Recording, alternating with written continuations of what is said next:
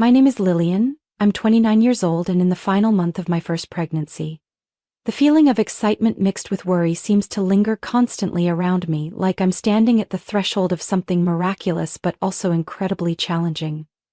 Sometimes, when I'm alone on the old beige sofa in our little house in the suburbs of Dallas, I gently place my hand on my belly, feel the soft kicks from my baby and whisper, "Mommy's here."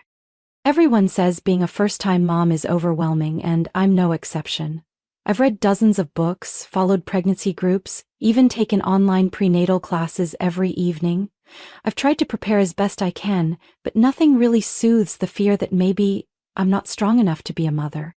My husband Nathan is 33 and works in finance. He always says he's busy, under a lot of pressure, and needs to unwind on the weekends. So almost every Friday afternoon he drives to his parents' house about 2 hours away. No special occasion, no urgent reason, just a routine, as he calls it. I've gotten used to being home alone, shuffling between the kitchen and living room carrying a belly that feels heavier every day. Nathan rarely helps me with anything around the house, not even the simplest tasks like carrying groceries or wiping the kitchen counter after dinner. One time I asked him to help clean the baby's room. He just looked at me and mumbled, "You're on maternity leave now, you've got more time than I do." It's hard to believe someone about to become a father could say something like that, but I was too drained to argue. I still remember a recent Saturday afternoon when the sun was blazing and I struggled to carry a sack of rice from the car into the house. Standing in the yard, sweat pouring down my face, I just wished someone would help, but he was off fishing with his dad, like I didn't even exist. When I texted him, all I got was a short reply, "You can handle it. You're strong." There are moments when I just sit in the quiet kitchen, surrounded by the lingering smell of food and the sound of the TV drifting from the living room, wondering, did I choose the wrong person? But then my baby shifts inside me, reminding me I'm not alone. I have this child. My only source of hope that keeps me going each day.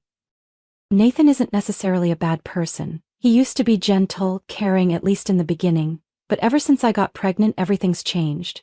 He's become distant, irritable, and overly critical. The time I forgot to buy his favorite coffee, he looked at me and said coldly, "So what, you stay home all day just to eat and sleep?"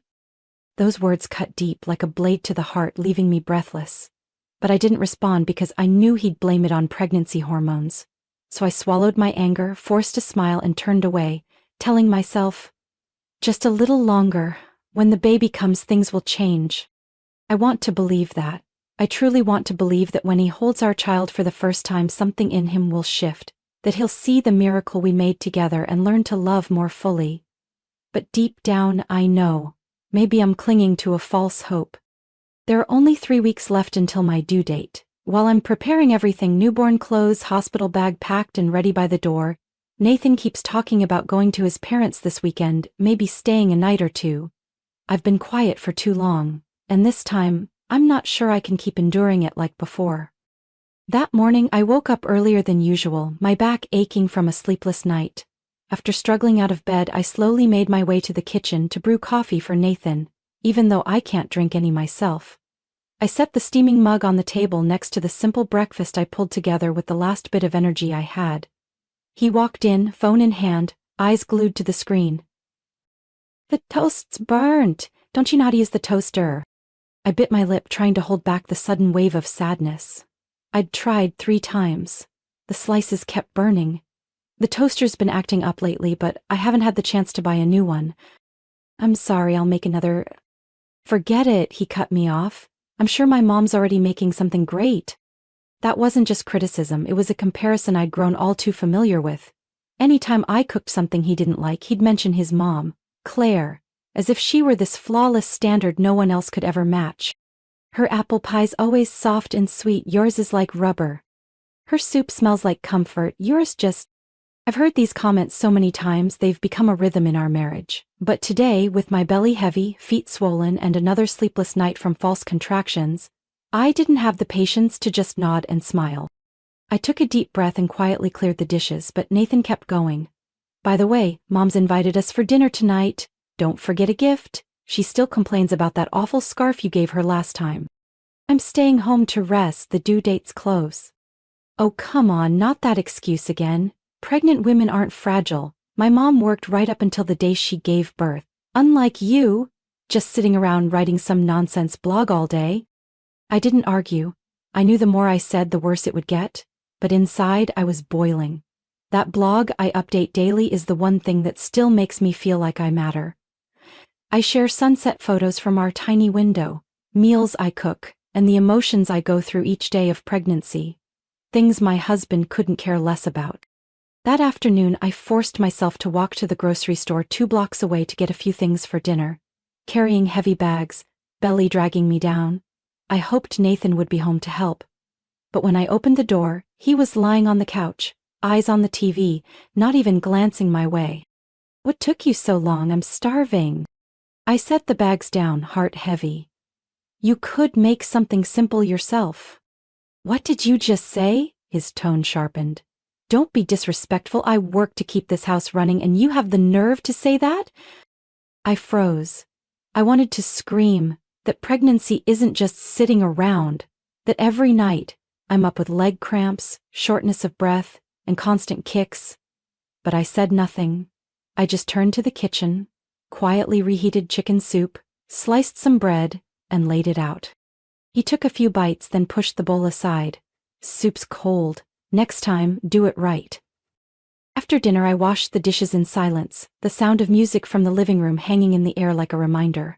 The whole house suddenly felt cold, like I was living in it alone. I leaned my forehead against the cabinet door, eyes closed, holding back tears. I used to think being pregnant meant being loved and cherished. But it feels like I'm living the opposite. To Nathan, I'm nothing more than live-in help. I don't ask for flowers or gifts, just a little care, a simple "how are you today?" or a hug when I'm tired. But even those seem out of reach. That night when I crawled into bed, Nathan was still in the living room laughing at his favorite show. I turned my back, cradling my belly like a silent vow. "I will protect you, no matter what." One weekend morning, after finishing up the baby's room and gasping for air from the effort, Nathan called out from the living room, surprisingly cheerful. "Lillian, pack your stuff. We're going to Colorado Springs with my parents next week. A little family trip before the baby comes." I froze. Next week? "Nathan, my due date's not here yet, but the doctor said I could go into labor any time." He waved it off like I was being dramatic. "You're always so negative. A few days in the mountains will be good for you and the baby. Mom says the fresh air will help." A chill ran down my spine. Less than 2 weeks to my due date. I had everything ready. Hospital bag, paperwork, doctor's schedules. And now he wants me to go on a trip? I don't think that's a good idea. I really don't want to take the risk." Nathan cut me off, more irritated. "I already told my parents. They're excited. You just need to rest in the cabin. I'll handle everything else." I stayed quiet, not because I agreed, but because I knew any objection would turn into another pointless argument. Since getting pregnant, I'd had to give up so much, and now I had to decide if I'd keep compromising. That day, I called my doctor to ask about the risk of early labor. She gently advised me to avoid long-distance travel and be prepared in case anything starts. Her words echoed in my mind, but Nathan didn't care to listen. In the end, I reluctantly folded clothes, packed my suitcase, and got ready for the trip. I wasn't comfortable with it, but I kept calm, hoping everything would be okay. On the morning of departure, the sky was gray and the wind chilly. As I stepped into the car and sat in the front seat, a strange sensation rippled through my lower belly. I looked down. A warm wetness spreading quickly across my dress. My water had broken. "Nathan, I think my water just broke. We need to get to the hospital now." He turned, frowning, like I'd just ruined his picnic. "What? Are you serious? Right now?" "This isn't a joke. I need to go to the hospital. The baby's coming." Instead of doing what I needed, Nathan got out of the car, scowling at the now wet seat. "Seriously? You soaked the leather seat? You couldn't have waited?" I stared at him, stunned. "Nathan, I need emergency help, please." He exhaled sharply, then, without hesitation, opened my door. "Get out. I can't let this car smell like that. Call a cab or something." I froze. What are you saying? I can't go by myself." "I don't have time. My parents are waiting. I'm not missing this trip just because you're freaking out." And then, right in front of my shocked eyes, Nathan pulled my suitcase from the trunk, set it down by the curb and drove off, leaving me standing alone on the sidewalk as the first contractions started to tighten in my abdomen. I mustered all my strength to call for an ambulance, my hand shaking so much I nearly dropped the phone. Just then a car pulled up beside me. "Lillian?" A familiar voice called out from the rolled-down window. It was Chloe, the neighbor who lived a few houses down. She stepped out, her eyes scanning me with concern. "Your water broke. Get in the car, quick. I'll take you to the hospital." Without waiting for my reply, Chloe helped me into the car, gently fastened my seatbelt, then hit the gas. All the way to the hospital she held my hand, reassuring me while asking about my condition. I was in pain and deeply embarrassed, but overwhelmingly grateful. "Why is it me, not your husband?" she asked softly. I didn't answer, I just looked down as tears rolled down my cheeks. Once we arrived, everything happened fast. I was rushed into the ER, my heart pounding, my mind spinning with one haunting question. The man I once called my husband, does he even deserve a place in our child's life? I didn't know. But what I did know was that the moment Nathan drove away was also the moment I let go of the last illusion I had left. I woke up under the pale white light of the hospital room. The smell of antiseptic and the beeping of the monitors reminded me I was okay, or at least still alive after the nightmare. It took a few seconds for everything to come back to me. My water breaking, Nathan abandoning me on the side of the road, and Chloe, the one who brought me to safety. When I opened my eyes, Chloe was sitting next to my bed, holding a now cold paper cup of coffee. She looked up and smiled gently, like she'd been waiting for me forever. "You're awake, thank God," Chloe said, her voice trembling. I nodded as best I could, my throat dry. "My baby, how is she?" "A girl, healthy and beautiful like an angel," Chloe answered, then gently took my hand. "The doctor said everything went smoothly, both mom and baby are stable." I let out a breath of relief. Tears slid down silently, not from pain, but from the overwhelming sense of gratitude. Chloe gave my hand a light squeeze. "You don't have to say anything," she said, as if reading my mind. "I already called your parents, they're on their way." Hearing that, I couldn't hold back my emotions. My parents and I had grown distant ever since I married Nathan against their wishes, but knowing they were coming to me at my most vulnerable moment warmed something inside my heart. About an hour later, the door burst open and my parents rushed in, faces full of worry. My mom ran to hug me, crying uncontrollably. My dad, usually stern and composed, had red, glassy eyes as he looked at me lying there, still hooked up to IV lines. "I'm so sorry, Lillian," my mom sobbed. "We shouldn't have let you go through this alone." I shook my head. "No, don't say that. I chose this path." "But no one deserves to go through that alone," my dad said, his eyes turning to Chloe with unspoken gratitude. "Thank you. Truly. I just did what anyone should," Chloe replied sincerely. While my mom stayed to take care of me, my dad stepped outside to talk to the doctors. Chloe was about to leave too, but before she stepped out, she turned and said quietly, "There's something you should know. Yesterday, after I got you to the hospital, Nathan called me. A lot. But I didn't pick up." I froze. "Did he say anything?" "Just left a message. One line. Is Lillian okay?" I let out a bitter laugh that caught in my throat. "He left me on the side of the road, and that's all he asked?" Chloe looked at me, her expression serious. "You don't have to decide anything right now, but if you ever want to take action, I'll testify. I saw everything." Her words echoed in my mind like a lifeline thrown into a stormy sea. Deep down I knew, the moment I stepped out of that car, I also stepped out of a marriage I never should have trusted. That night I was moved to the postpartum recovery room. My mom rocked the baby to sleep while my dad sat by the window reading the paper, as if trying to hide his emotions.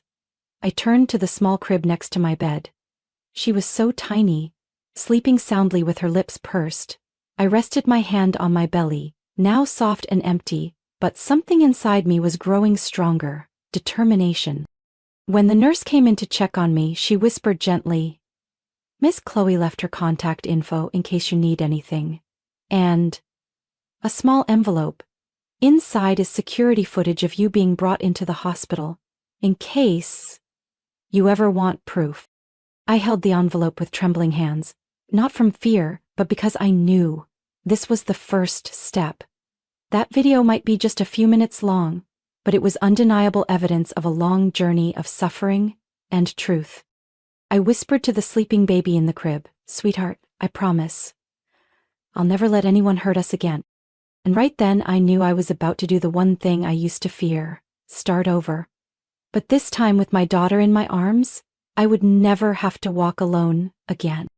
About 3 days after giving birth, as I was just getting used to the baby's new routine, something unexpected happened. Chloe came to visit in the afternoon, bringing a bouquet of white daisies and a more serious look than usual.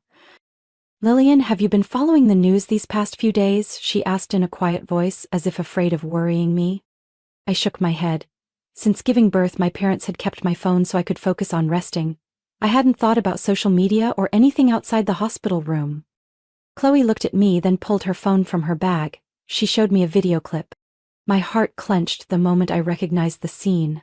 It was me, heavily pregnant, wobbling on the sidewalk, amniotic fluid pooling at my feet, and Nathan shouting and driving away, leaving me behind.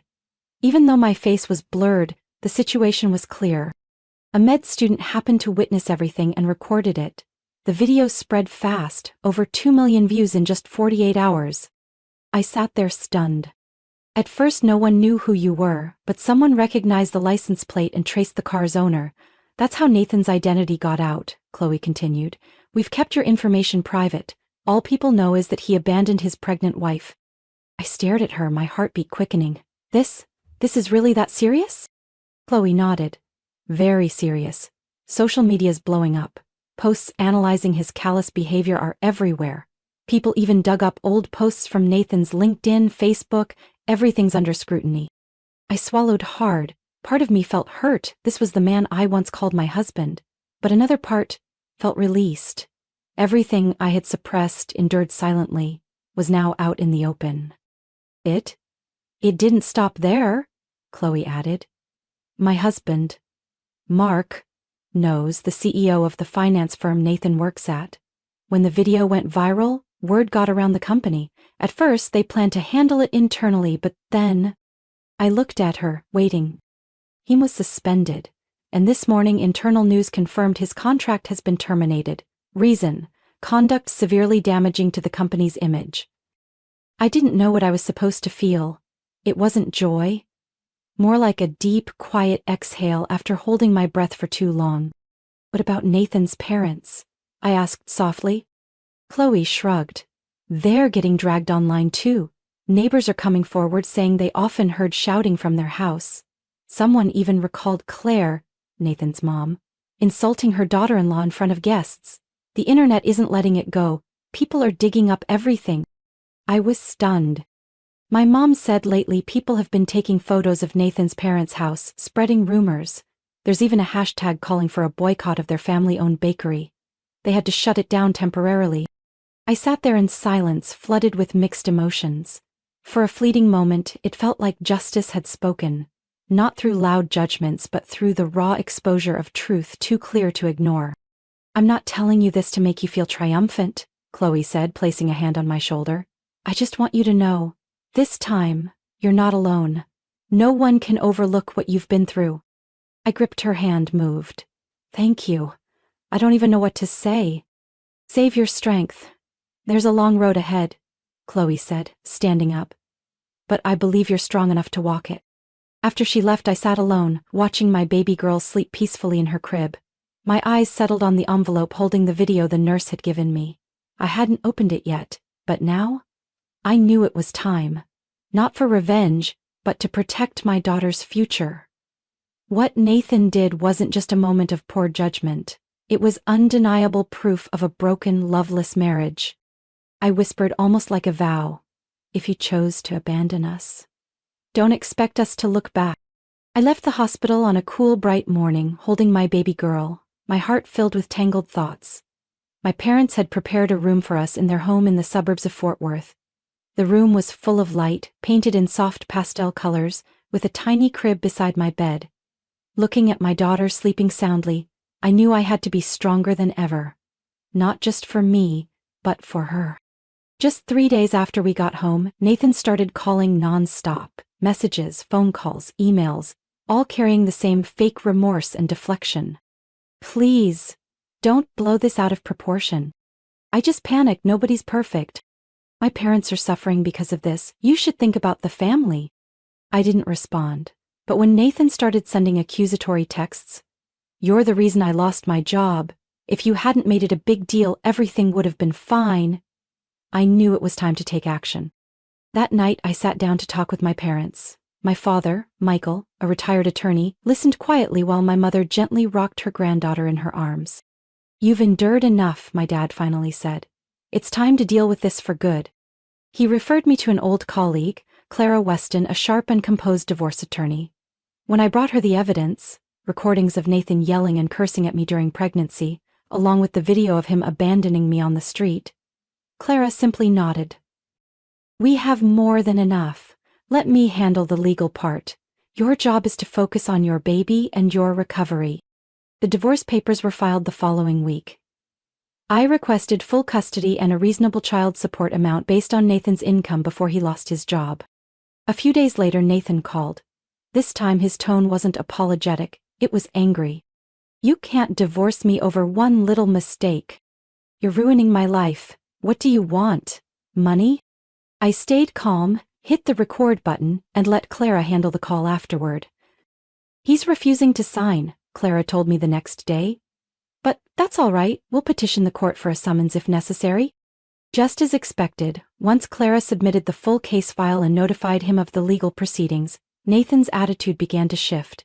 He sent a long email, part apology, part denial of responsibility. "I want nothing to do with that child. If you're raising her, it's on you. I can't afford support." I stayed silent and forwarded the email to Clara. She gave a cool smile. "Even better. That kind of blatant refusal will strengthen our case."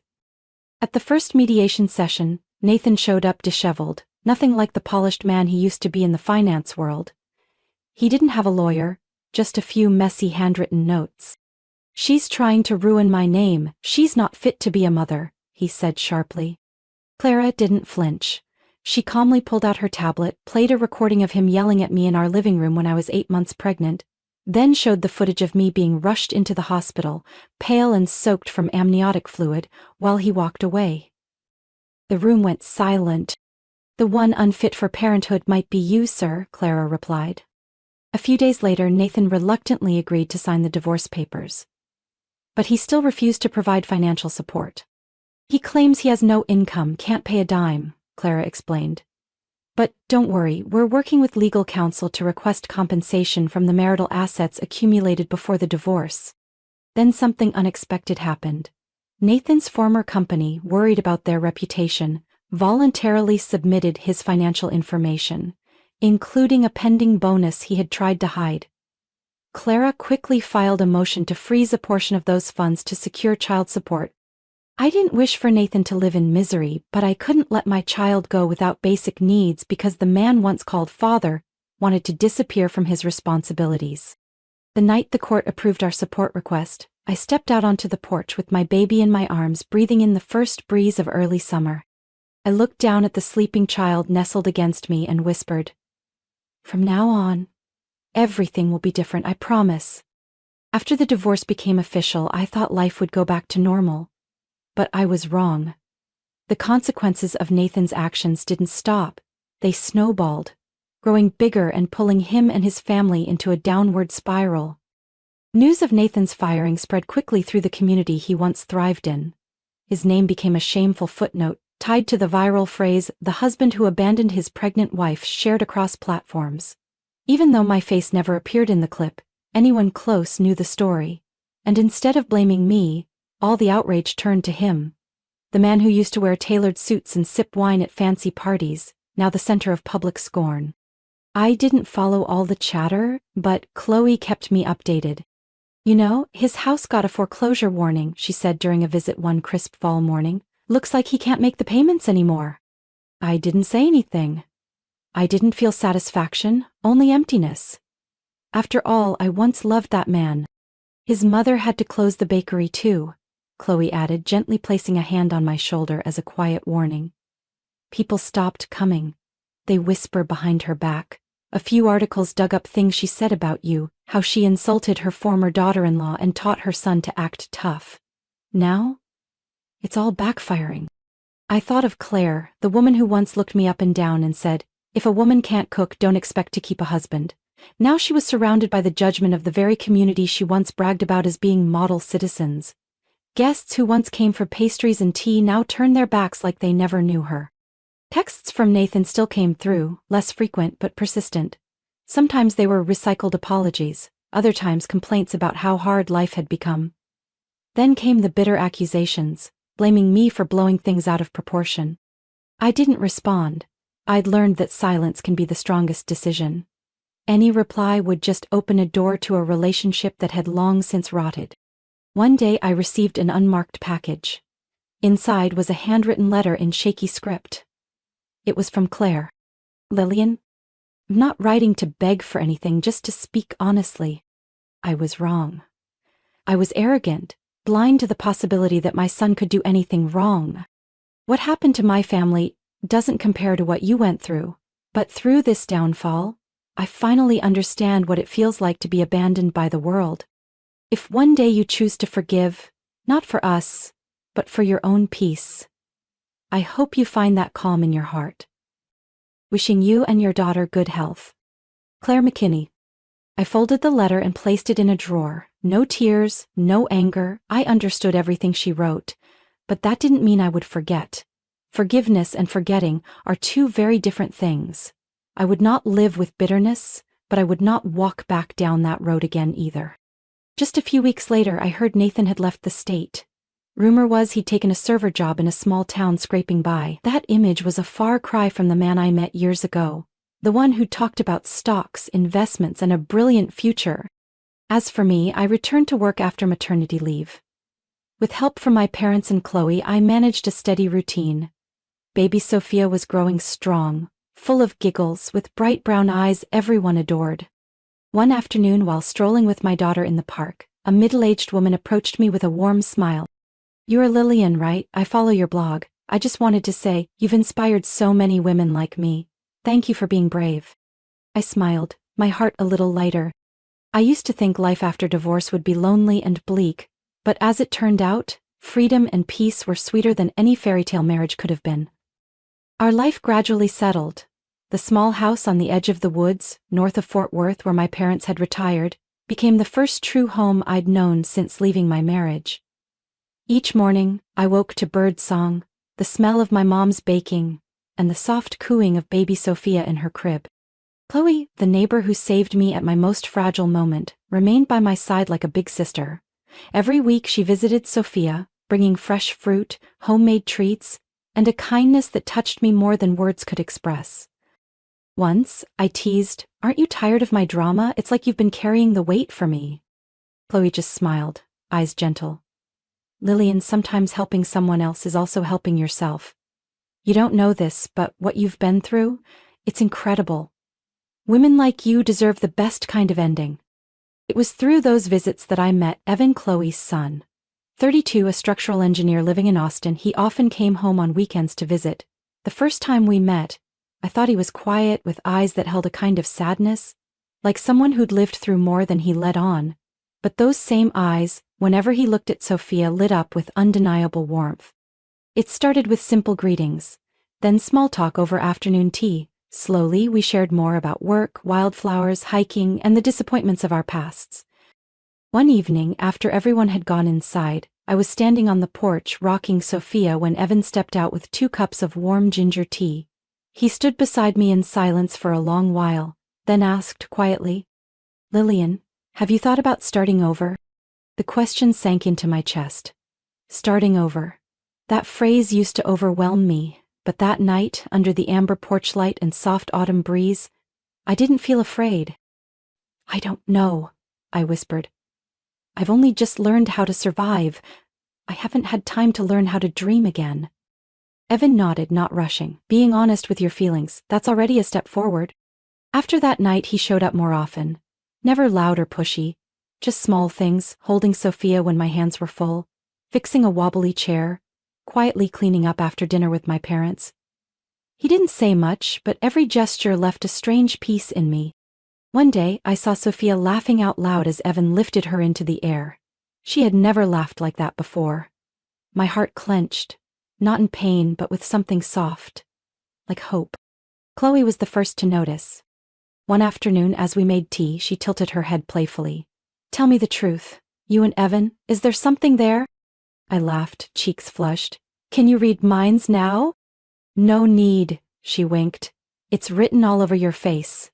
But I'm not rushing you. I just want you to know. You don't have to go backward to keep living. You can move forward." Winter came earlier than usual. Snow blanketed the rooftops, and Sophia had learned to roll over and was now trying to crawl. One night while we were all gathered around the fireplace, Evan took me to the back porch. He held out a small wooden bracelet carved with my name and Sophia's. "I don't know where I'll fit in your journey," Evan said, looking straight into my eyes, "but if you'll let me, I'd like to be part of it." I looked at him for a long time, then gently placed my hand over his. The cold breeze slipped beneath my coat, but inside I felt warm in a way I hadn't in a long time. I don't know what the future holds, but this time I know I'm not alone. And happiness, even when it arrives late, is always worth the wait. My story isn't just about surviving a painful marriage, it's proof that women can rise from heartbreak, stronger and more deserving than ever. When I let go of someone who didn't value me, I made space for love that's real. The past can't be erased, but the choices we make today shape the future. And the greatest lesson I've learned? Being a mother doesn't mean losing yourself. It means finally living true to your heart. What do you think about Lillian's journey and the choices she made? Share your thoughts in the comments. And don't forget to follow the channel for more touching, meaningful stories about family and life.